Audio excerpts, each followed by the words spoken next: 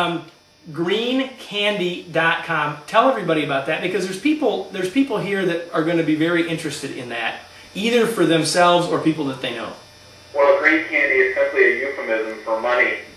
We came up with it. Oddly enough, I've also found that green candy is a euphemism for some other not so pleasant things, but hey, we own it, so we're going to have to deal with that. But anyway, green candy is, it's one of those sites you can go on, evaluate yourself as to where you stand financially. It's free. You get a lot of good resources. There's over 70 hours of audio on there, a lot of checklists and things to see how you are. Are you good at budgeting? Or is the charitable component of your life suffering? All of it's very positive. All our messaging, Kevin, is about positivity.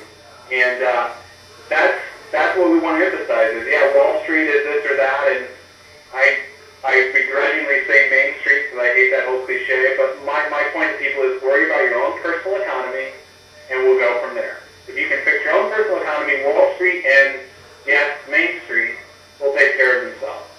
Yeah.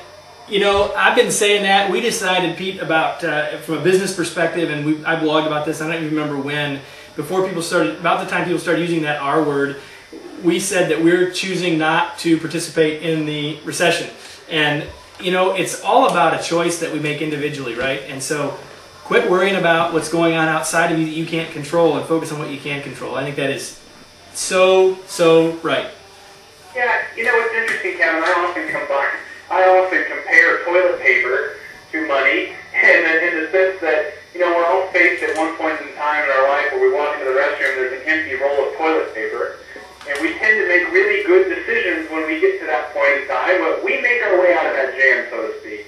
Yet when we walk in that same bathroom and we've got a full roll of toilet paper, we make terrible decisions with it. We're not very judicious with it, and that's the same thing people do with their checking accounts. They've got giant balances, maybe an extra $1,000 in there from a tax refund check or something. And they make really bad financial decisions, whereas if they've just got a couple $100 in their checking account, they make better decisions. So we encourage people to not get too carried away with the old abundance mentality, and to just use their money a little differently and trick yourself into making better financial decisions. That's absolutely fantastic. I couldn't say it any better. And when Jenny, actually when I found out early this morning, I was traveling most of this week, Pete, and this magical, remarkable team that I've got have been putting all the final touches on this party. When I found out that Jenny got you to come on as a guest, I was absolutely thrilled, which I found out about 5 o'clock this morning when I checked my email.